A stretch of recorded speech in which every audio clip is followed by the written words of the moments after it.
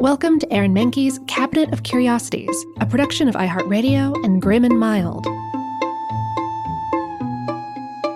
Our world is full of the unexplainable.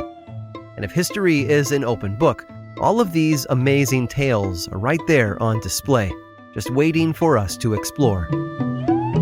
Welcome to the Cabinet of Curiosities.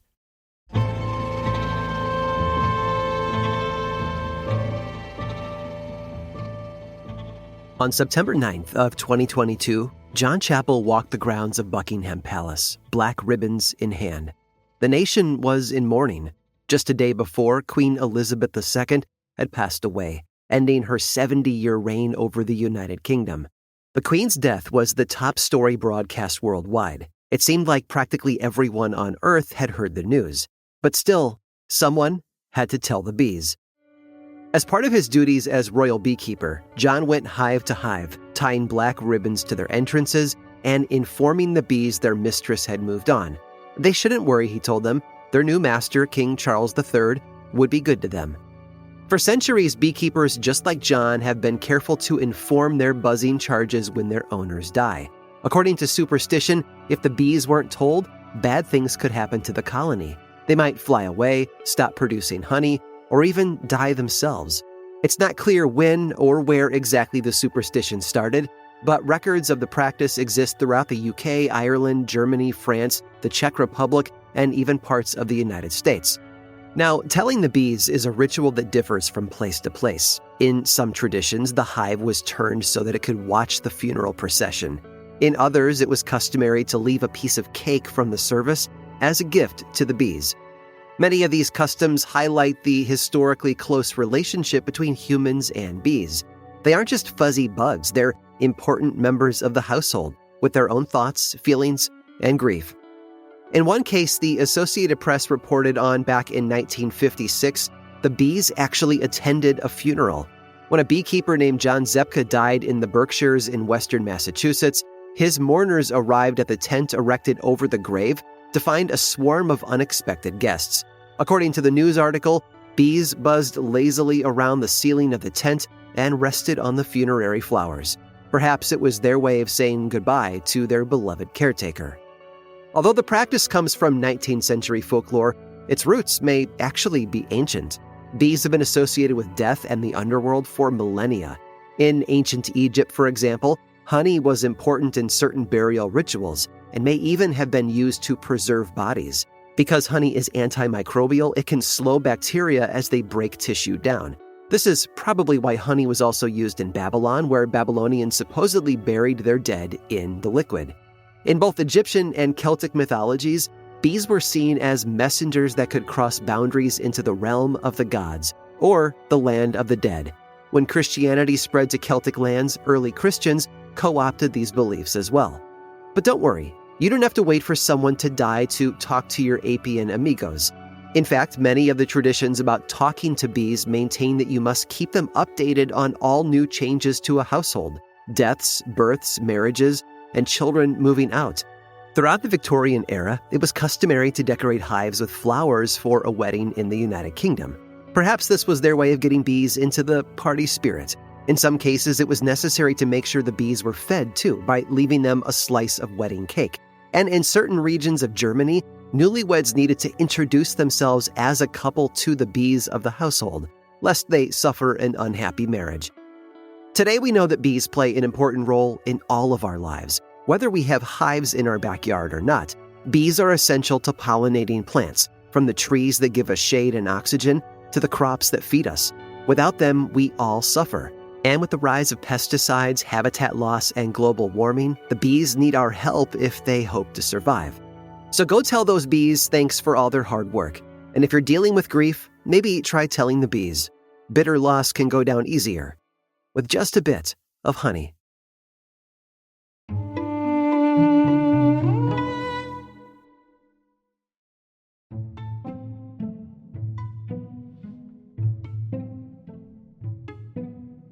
Many of us wish that we could get on a horse and ride into the countryside, never to be bothered by civilization again. We dream of setting up our own little kingdoms where everyone does what we say and agrees that we are the best person to lead. Of course, this is all ego, and most of us lack the arrogance and persistence that it would take to truly become a cult-like king figure. But of course, history is full of those who took their monarchical ambitions beyond the realm of their imagination. None, however, have ever done it with as much bizarre, brutal flair as the Baron Roman von Ungern Sternberg. Roman was always a troubled boy, to say the least, the kind who creeps out all of his classmates and even the teachers. Born into Baltic German nobility, his favorite childhood hobby was dissecting small animals. It worked out for him then that by the time he reached adulthood, World War I broke out and he was enlisted as an officer. His family had since sworn allegiance to the Tsar of Russia, and so he fought viciously for that nation. But Roman's violent tendencies got the better of him, and he was eventually court-martialed and jailed for slicing another officer in the face with his sword. Once again, history was on his side as the Russian Revolution of 1917 began a civil war between the Bolshevik Reds and the monarchist Whites. The Whites needed all the help they could get and welcomed Roman into their ranks. Roman was a lunatic, but he was a loyal noble through and through. He hated the communist Bolsheviks, not just because they threatened his family's wealth, but because he literally associated them with demonic forces. You see, Roman bought into the mysticism craze that swept the nobles of Europe during this time. He followed a strange mixture of Lutheranism, Buddhism, and occult beliefs. As such, he believed in the divine right of kings, the journey of the spirit towards enlightenment, and was adamantly anti-Semitic. When the Whites sent him to guard the Chinese border while they fought the Bolsheviks, he took on the mission as his holy duty. He oversaw his territory with deadly zeal, executing any civilian or officer who disobeyed his orders or committed what he saw as a sin.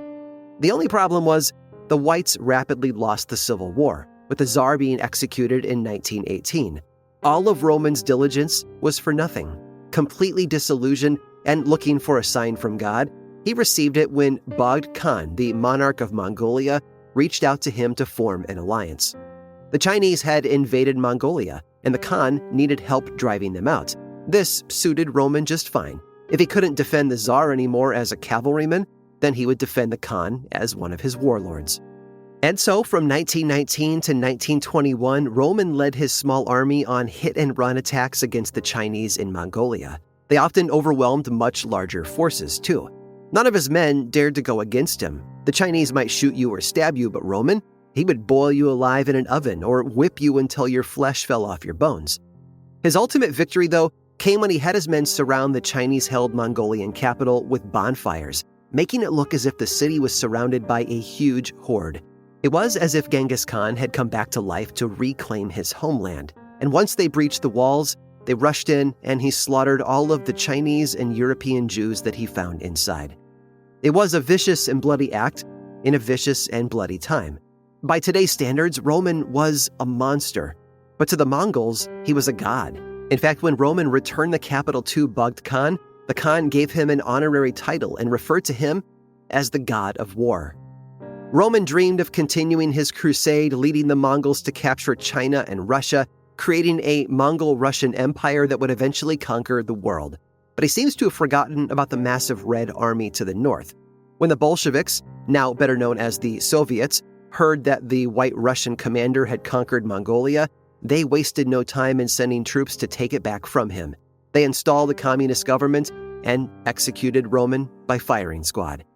He died at 35, having lived a life that was equal parts ambitious and horrific, and taught us the lesson that the best way to unite is not to divide. I hope you've enjoyed today's guided tour of the Cabinet of Curiosities. Subscribe for free on Apple Podcasts or learn more about the show by visiting curiositiespodcast.com. This show was created by me, Aaron Mahnke, in partnership with How Stuff Works. I make another award-winning show called Lore, which is a podcast, book series, and television show, and you can learn all about it over at theworldoflore.com. And until next time, stay curious.